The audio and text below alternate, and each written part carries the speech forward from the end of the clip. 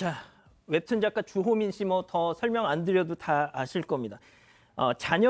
자신의 자녀를 가르치던 특수교사를 아동학대 혐의로 무리하게 신고했어요. 네, 맞습니다. 일단 주호민 작가는 웹툰 작가인데 예능, 유튜브 이런 곳에서도 활발하게 활동을 하고 있습니다. 한 예능에서 자폐 스펙트럼 장애 있는 첫째 아들 얘기를 한 적이 있는데 이 아들에 대해서 주 작가는 밝고 사람 좋아하지만 표현이 조금 서툰 아이라고 언급을 하기도 했습니다.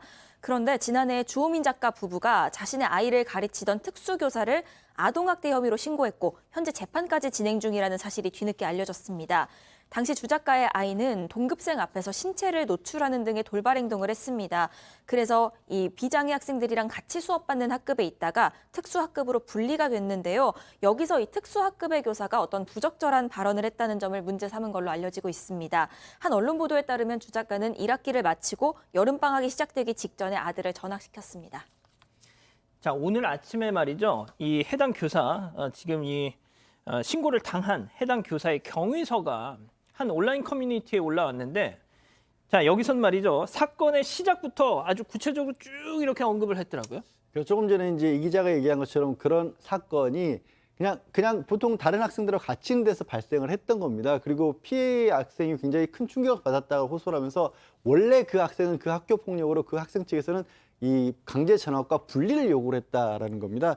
그런데 그렇게까지 하기에는 좀 어려워서 초등학생이고 하니까 일반 학교 교실에 있질 않고 이 통합 교육이 아니라 특수학급으로 배정을 옮기고 여기에 이제 그 특수교사를 가능한 한 가해 학생에게 시간을 많이 배정하도록 그런 식으로 조치를 취했다라는 겁니다. 그런데 사건은 그 이후에 그 특수교사와 함께 있는 시간에 이 사건이 벌어진 겁니다. 주호민 씨가 고발한 사건이. 예. 자, 그러면 여기서 첫 번째 사건 체크포인트 짚어보죠.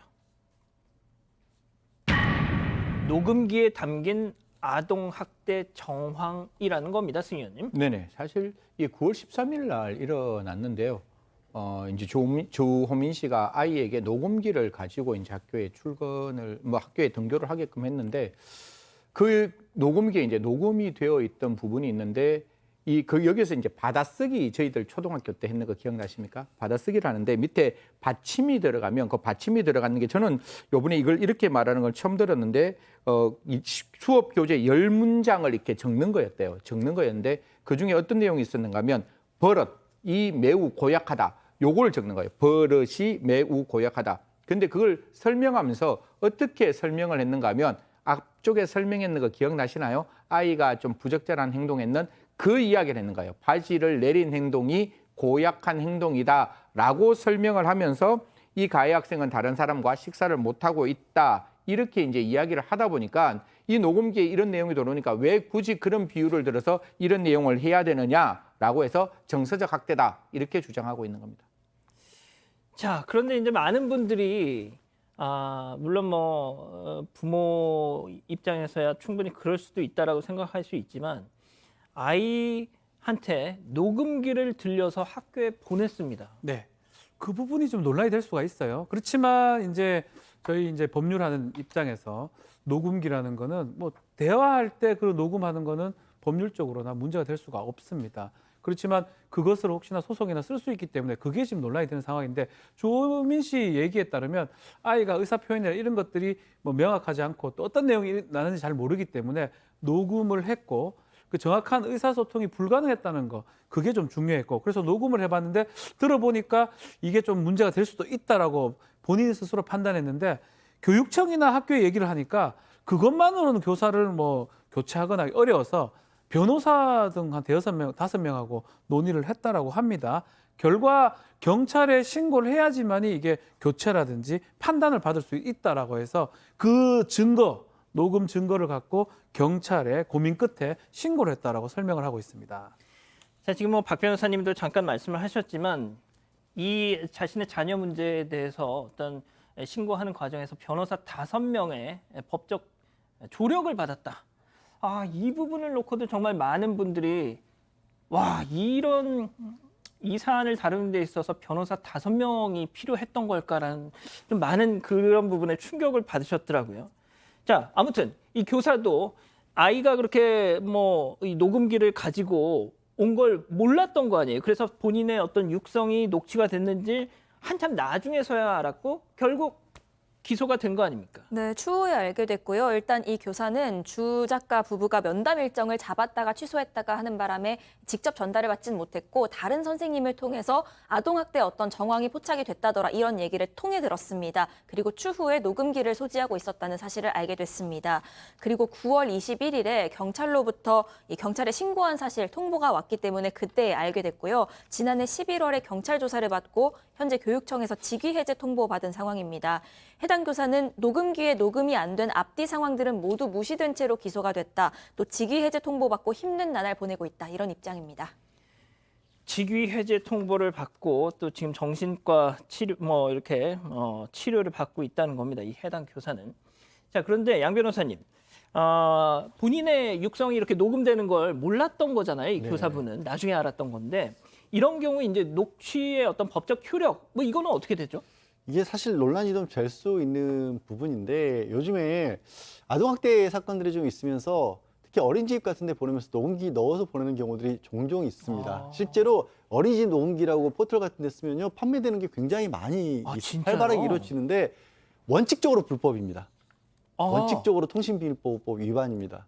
그런데 이 상황이 이런 경우들이 있어요. 애가 명백하게 피해를 보고 있는 게 명백해 보이는데 다른 방법으로 입증할 방법이 없다.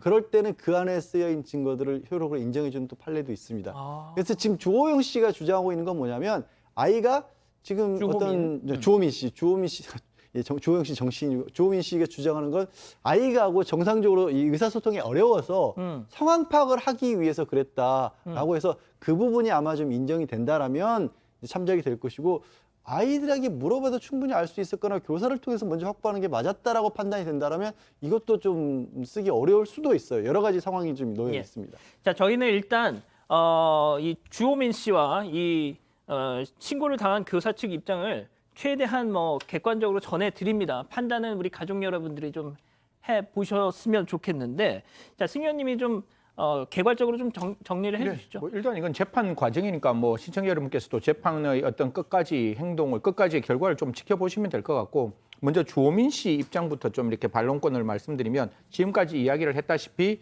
부모가 교사를 달달 볶아서 스트레스로 아동에게 짜증낸 것이 아니라는 그 짜증낸 것이라는 주장은 사실이 아니다. 무슨 말인가 하면 이 주호민 씨가 계속 그 교사에게 무슨 이야기를 하고 그래서 그게 아동에게 짜증낸 것이다라는 주장은 사실이 아니다라고 이야기를 하고 있습니다. 또 뿐만 아니라 특수교사의 입장에서는 학대 의도가 전혀 없었다. 학생의 교출을 막아 2차 피해를 막고자 한 행동이다라고 이야기를 하고 있습니다. 분명히 생각은 100% 각자가 다른 것 같아요. 그냥 주호민 씨 입장에서는 아이의 시선에서 바라보는 거고 그다음에 교사의 입장에서는 내가 이 아이에게 다른 2차 가해를 막기 위해서 한 진정성 있는 행동이다. 이렇게 이야기를 하고 있는 사정입니다. 자, 이와 관련된 글이 하나 어제 올라왔죠. 네, 그 게시자는 주 씨 아이의 지난해 담임이었다 이렇게 주장을 하고 있는데 주 씨의 아들이 1학기에도 이미 어떤 특정 여학생을 대상으로 해서 반복적으로 뺨을 때리고 머리를 뒤로 젖히고 또 신체 접촉을 하고 이런 문제 행동 때문에 아이들이 피해를 많이 봐왔다 이렇게 글에 적었습니다. 가해 학생이 평소에 이 피해 학생을 때리는 일이 잦았다고 설명을 했고요. 또 이후에 통학학급에 가기로 결론 내리는 과정에서 이 주작가 주호민 씨의 아내가 아이 편에 녹음기 넣어보내기 시작했는데 이게 그 조치에 어떤 불만을 품어서였다. 이렇게 또 설명을 했습니다. 또 재판 중에 녹취 내용이 나왔는데 다들 이거 가지고 이렇게 걸었던 건가 하는 분위기가 있었다라는 얘기도 전했고요. 그러면서 동료 교사들과 함께 탄원서를 쓰고 있다고도 했습니다. 예. 자, 조금 전 이 해당 학교 측의 입장도 나왔습니다. 이 재판 중인 사안이라서 공식적으로 밝힐 입장은 없다라고 말을 아끼면서도 이 주호민 씨 때문에 주호민 씨의 어떤 이런 항의나 이런 문제 제기 등으로 인해서 힘들어했던 교사들이 너무 많았다라는 얘기도 전했더라고요. 자, 박 변호사님. 예. 저는 이 부분도 어떻게 보면 이 상황을 가장 객관적으로 바라볼 수 있는 건 그 학부모들 아니겠습니까? 그렇죠. 다른 학생들이 그 학급에 있습니다. 또 그 학생들의 학부모들, 그 사람들의 어떤 진술이라든지 탄원, 이게 좀 중요한데 그 학부모들의 얘기는 조금 다릅니다. 억측이다. 20년 동안 특수교사를 하면서 헌신을 다한 선생님이다. 그리고 이 노력이 물거품 되면 안 된다라고 하면서 탄원서나 인터뷰를 했던 걸로 지금 보이고요. 일부 학부모는 선생님을 못 지켰다. 그래서 미안하다. 해서 울기도 했다라고 합니다. 그러면서 이제 지금 그 선생님 얘기를 하면서 뭔가 시스템, 그 특수 교육 같은 시스템을 뭐 건드릴 수 없을 정도로 그 행정적으로 완벽하게 하고 있는 그런 선생님인데 그런 선생님을 지금 아동학대로 하는 것. 한 학부모는 이 녹음 자체가 명백한 교권 침해이자 학생들의 사생활 침해라고 비판하는 사람도 있었습니다. 일단 주호민 씨는 그 자신의 자녀로 인해서 피해를 입은 상대 측 그 부모들과는 원만하게 사과를 하면서 끝냈다고 해요. 자, 그랬더니 이 얘기를 들은 많은 누리꾼들은 아니 그렇다면 그 학부모와도 그렇게 원만하게 사과를 하고 합의를 했을 정도면 이 선생님과는 왜 같은 정도의 그런 아량을 베풀지 못하느냐 이렇게 또 지적을 하고 계시더라고요. 자, 제가 마무리하기 전에 그 우리 사건반장 제보 메일에 정말 지금도 많은 현직 초등학교 교사님들이 메일을 주고 계십니다. 제가 딱 하나만 좀 소개해드리고 마무리할게요. 예, 현직 초등학교 교사 그냥 홍 선생님이라고만 하겠습니다.